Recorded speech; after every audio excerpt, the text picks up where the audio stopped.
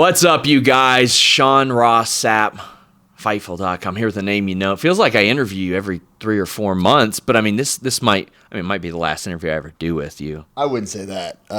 Let's just let the record be known that you were not always ready, and there's mics. I don't know how old is that machine over there, by the way? It's not old. Hey, this is the same equipment used as such as Hollywood stars like Chris Van Vliet use this. Okay. He uses this as well. Do you have a charger? No, because it runs on AA batteries, Get a charger? like it's a Talkboy FX. I guarantee you can get a charger for that. No, Maybe. I doubt We're sharing it. the mic here. We're sharing the mic.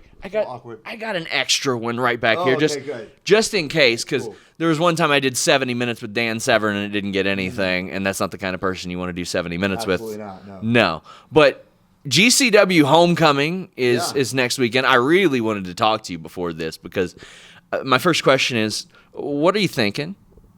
I'm thinking that I'm going to walk in there, major pod champ, internet champ, walk out with, obviously, those titles are not on the line. I'll still be the major pod champ, still be the internet champ, but I will be the GCW champ. So that's what I'm thinking, really. So, I mean, this is quite literally one of the hottest things in wrestling right now. No BS. Nick Gage is legit. He's no joke. I don't take him lightly.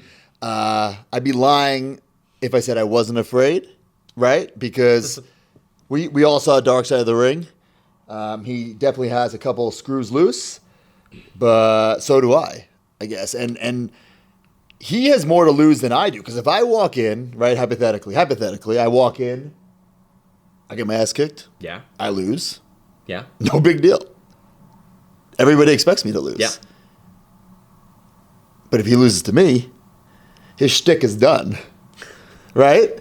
Yeah. MDK, Dark Side of the Ring, it's over. Because I beat him. It's done.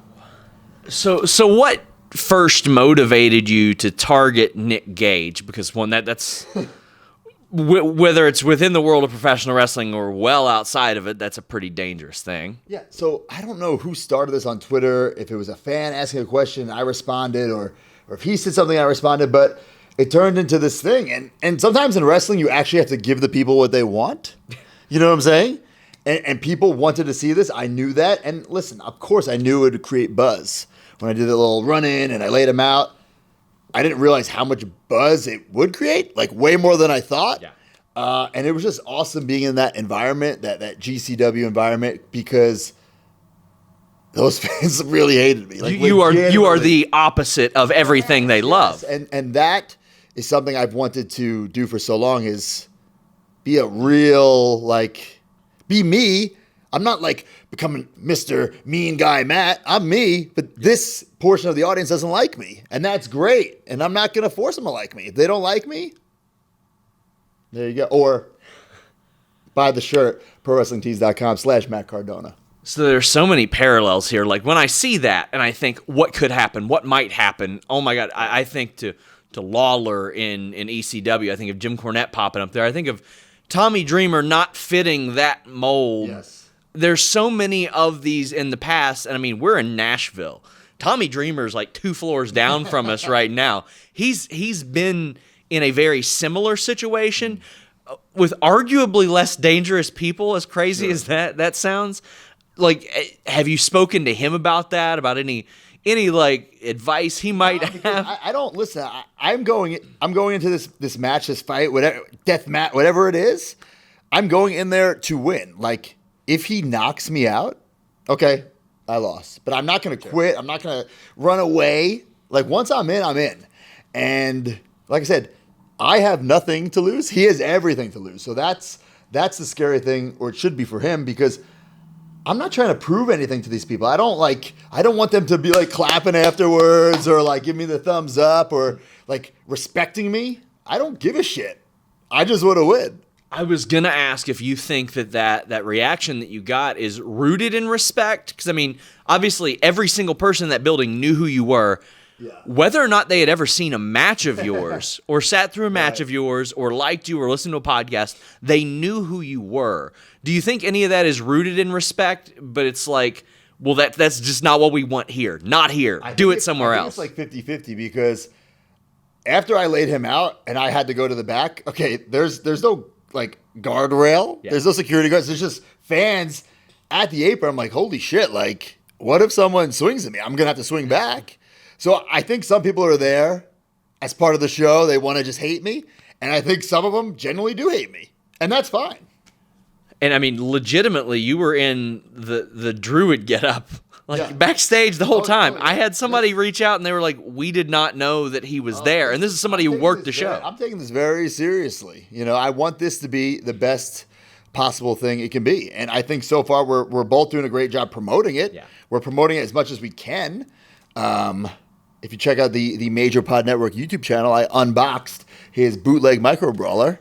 It's not even a real micro brawler. This guy's a bootleg wrestler and a bootleg micro brawler. So I unboxed that. Listen, we're doing what we can, right? Yeah, my God. There's just like so much of this that fascinates me because this came out of nowhere and it became the hottest thing in wrestling throughout the summer. And it was before there were fans at AEW full-time. It's before there were fans at WWE full-time. And now you all are doing it in a week where they're kind of getting all those back on July 24th at GCW Homecoming. That wasn't it, though. Like, he showed up at one of your functions. Yeah. Posted it on the Twitter. That's right. Twitter got hundreds of thousands of views. Like, people, a lot of them. Like, there's a lot of people that are interested in this. And, I mean, I could tell there were some people there that were not expecting that. Some law enforcement. So when I'm in his environment, I'm the bad guy. But when he's in my environment, he's the bad guy. Yeah. That's what's so interesting, and I think that will be the interesting dynamic at Homecoming because my fans are going to be there too. Yeah. You know what I'm saying? So they're buying the tickets. So you're welcome, GCW. It's close. It's close to your stomping ground. Yeah, it's going to be a cool atmosphere. And when Nick came to Jimmy's Famous Seafood, I don't know if you can see in the clip, but he has a fork. Like, this guy's a legitimate fork, like he's going to stab somebody. That's, like, dangerous? I mean, I don't know what to say. Like, that's not normal.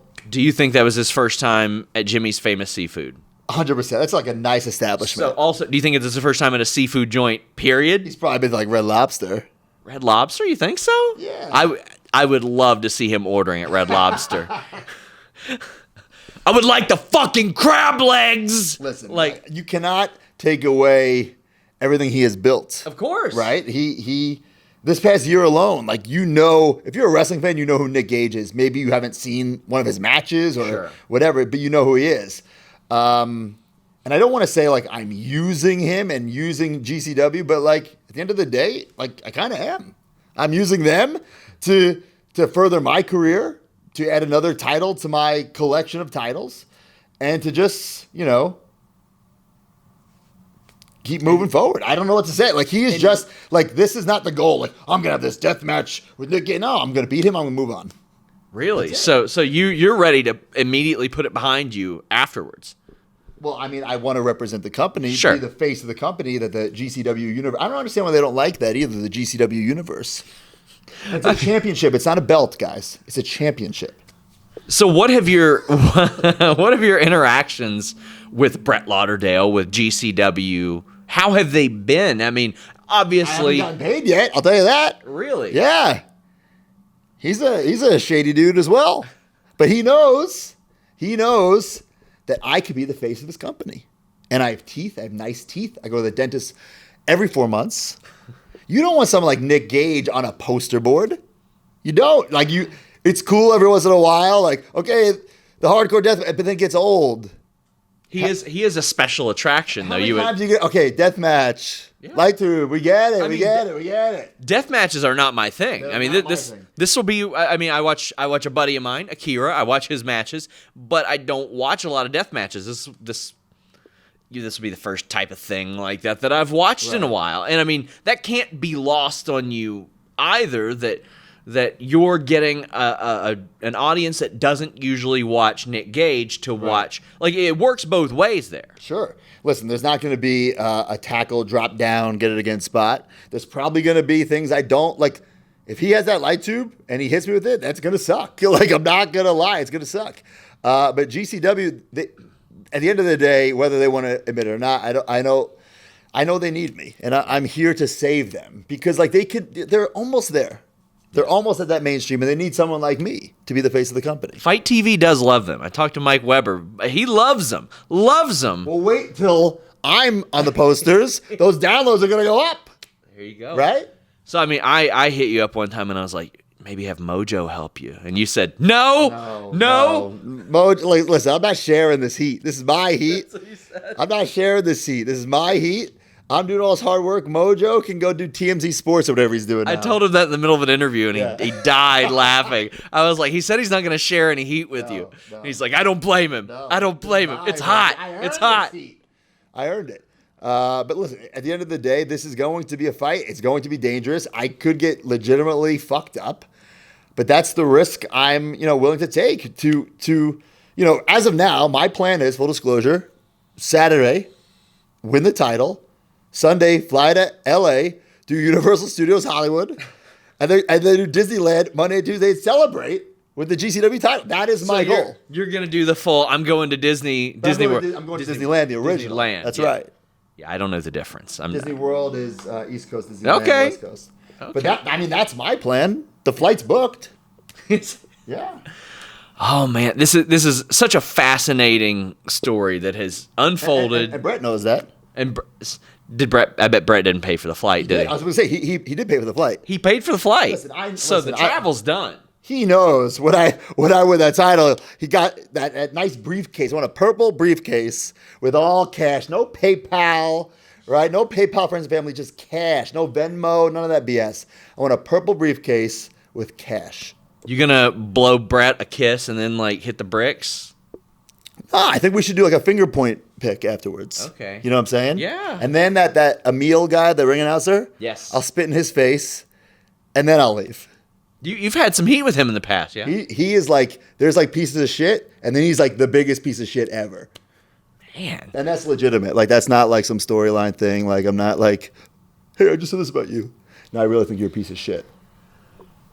Whew. GCW Homecoming, and then beyond that. But think about all the the major wrestling for a podcast. We're this merch phenomenon. Imagine all that GCW merch. If I'm the face of the company, foam titles, maybe titles for the figures. You know what I'm saying?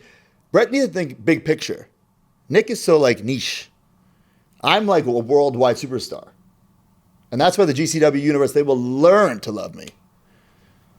And even beyond that, full disclosure, this is 1 week before. I'm going to drop this interview in the middle of the week, but it's as if things weren't dangerous enough for you. You're hey, you know what? I'm going to have a rivalry with my ex-girlfriend on TV too, and your former best friend. I didn't plan that either. Well, obviously, they're putting the boots to you. Two people that were very important in your life. Yes. So how are you feeling right now? And by the way, your fiance just debuted in another company a week ago with a cast on her arm. I mean, there's a lot of stuff going on in your life. I don't know who my partner is going to be tomorrow.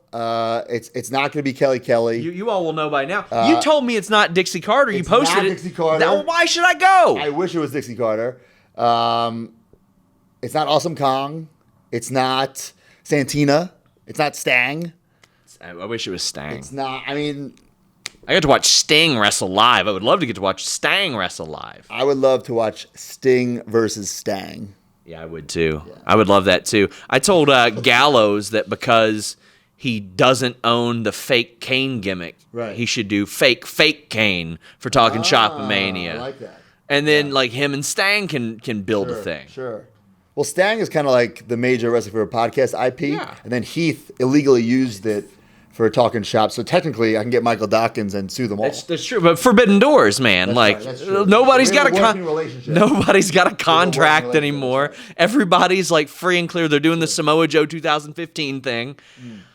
So you've been with Impact for a while. You had a bit of a hiatus. How are things with you guys? With Impact? Yeah. I love Impact. It's great. It's so much fun. I have a lot of creative freedom.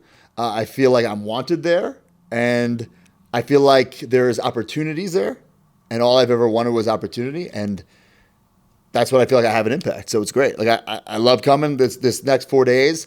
Gonna have some kick-ass matches. There's gonna be fans there.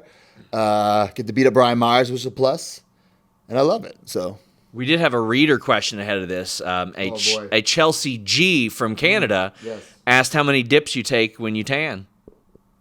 What? I call it the triple dip. It's you just tan in a bed and then spray twice. The triple dip. The triple dip? Yeah, because if you tan in a bed and then get a spray, it's a double dip. But I spray twice, so it's a triple dip. Like immediately back to back? I lay in the bed. I wish I could like not change, but I change like into my clothes. You can't walk across the hall naked. Yeah. It's a little weird. Yeah. And then I undress again, spray, and then immediately after spray. See, all this is foreign to me. I've never spray tanned ever in my life, so this is all foreign to me. You should try it. Well, speaking of Chelsea, not to say that this was the same Chelsea that you know, but she debuted in Ring of Honor. Had you ever had any conversations with them, like when very loosely, and that's not like off the table. That's the best part about what I'm doing right now is that I can show up anywhere, and it's legitimately so fun for me because I'm not tied down anywhere. I'm sure eventually I will be, but right now I can just go anywhere. I can show up on SmackDown tonight if I wanted to. But that's the cool thing is that I can do anything, go anywhere. Ring of Honor. I'd love to wrestle Mike Bennett in Ring of Honor if he's watching this. Mike Bennett. I know he's a little afraid of me. He had a great match against Jonathan Gresham last weekend. I did not see the whole thing. So this is a funny story. So Ring of Honor was on FITE. I ordered it. But I had to record something for Major Wrestling for a podcast. So like I paused the feed and like recorded. Then I went back down and I thought it was live. I thought it was like a live feed. And Chelsea texted me, like, I'm about to go out. So I'm watching and like then Mike Kanellis comes out. And then I'm like, wait a minute. And then they have the match. I thought they like cut her. I'm like, what the fuck? I was flipping out. And then I'm going through Twitter and then I see like Deanna tweets. I'm like, what? And I realized I was just on a delayed feed. That's amazing. Yeah.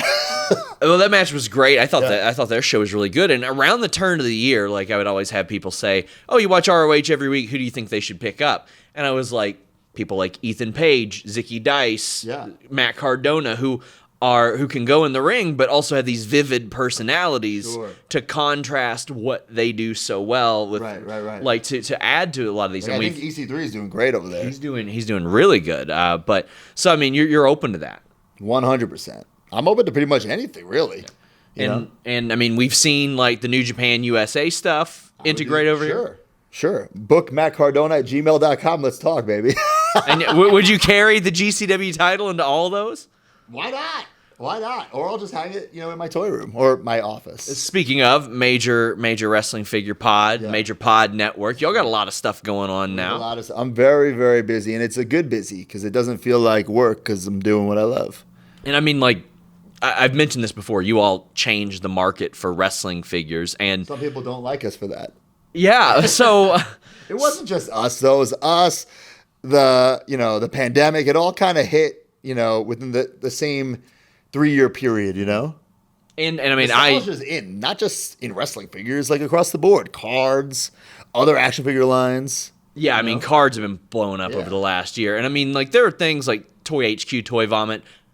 All due respect to them, love them. They're my favorite toy store in the world. I didn't know they were there until you all did your video. You're welcome, Toy Vomit. And that, like, I go there multiple times a month now. They're awesome. I was just DMing with them today because they'll just post stuff like going on the floor tomorrow, and then I'll DM them. I need that, get that special treatment. And now I'm there 2 or 3 times a week, and that's got to happen with hundreds, if not thousands, of other people. And I hope that happens with all the toy stores. Like that's kind of like our goal. If we, do a vlog in someone's toy store, that we generate like traffic and business for them. It's like kind of like a win-win for everybody. And I mean, it goes in a big circle because you all have these connections formed. Like these toy stores are going to want you to come there. I mean, as if they didn't already like open early for you guys to do walkthroughs and stuff like that. They see the impact. Right. I remember Toy Vomit telling me like they had to hire help around that time or something. I believe that's what they had told me at one point. Like that's got to make you feel good too that you're changing the industry in that regard. Yeah, I mean we're trying to break down like the barriers at the end of the day. Like it's not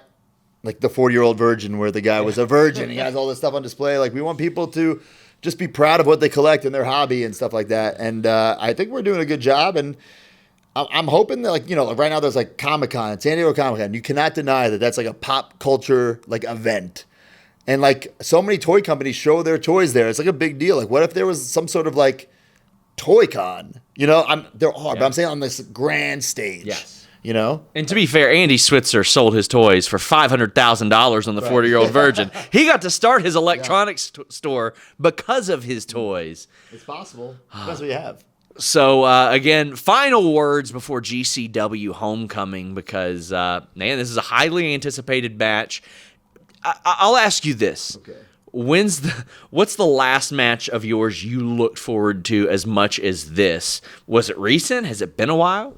What's great about this past year or so is that I've had these matches that I'm really looking forward to. Whether it be Brian one-on-one or this match tomorrow at Slammiversary, me and somebody against Brian and Tennille. So, I look forward to all these matches as opposed to, okay, I'm at Raw. What am I doing? Oh, you're running around the ring a bunch of times looking for the 24/7 title. That's just not, creatively fulfilling. It's not fun. And I think that title could be fun. It could be. But they've been doing the same thing for 3 years. How long has the title been around? 3 years? 2.5 years. And that's my thing. It's I remember when it was the Headbangers. The hardcore title 24/7 stuff was great. It was. And they have done some cool stuff with this, but now it's repetitive. I mean, even the DDT title that they do where I think a copy of the Young Bucks book won that title one time because Britt Baker fell asleep with it on top of her and they counted the pin. That's great. That stuff is ridiculous and fun. And I don't expect WWE to do that, but there's a lot more that could be done. Well, Matt, thank you so much again. Thanks for having me. I had my dinner, right? Yeah, of course. The room service is expensive. Is it? Yeah. I haven't checked it out. We were about to go check out the lobby. The lobby, restaurant, the room, it's pretty expensive. So put on the company card. The Fightful card? I heard Scott D'Amore was taking care. Just a couple Canadians. I mean, come on. You've done business with Jimmy Van. You know. You talk about not getting paid for something. Right. You're telling me. You're telling me. Hey, I said I wouldn't get paid for that first magazine. I know. But I said, hey, if you want us back, there needs to be some compensation. Hey, speaking of Talknshop, and you can get around the IP. Just use Zack Ryder with an H there. No, I would never do that. Zack Ryder's dead. Dead. I love, Zack Ryder. Everything that happened, that whole run was awesome. That's the reason I'm talking to you right now. I'm so grateful for it. A lot of great memories, but it's in the past. I'm not doing the Honky Tonk Man run where I'm trying to spell my name with a different letter and just same gear, same moves. I'm not trying to do that. I'm trying to evolve, have fun. I feel like I'm in the prime of my career. And I'm not saying I'll never be Zack Ryder again, but my goal right now is what can I do to get back to WWE? What can I do to be Zack? I don't know. I'm having more fun now. And people are going to say I'm lying, but I made more money this year than I made ever in my career. Really? Because, I'm hustling. I'm working my ass off. I'm working every day doing something. I'm shipping out, we had a virtual signing with Chelsea's figure. I'm doing the work and the hustling. But it's fun. It feels great. And that's all I've ever wanted to do is work hard. It sucks when you, are told you can't, not that you can't work hard, but you have nothing to work for, if that makes sense. Well, Zack Ryder's dead. I hope Matt Cardona doesn't die at GCW Homecoming. I hope so too. You and me both, bro. Until next time, guys, we're out. See ya.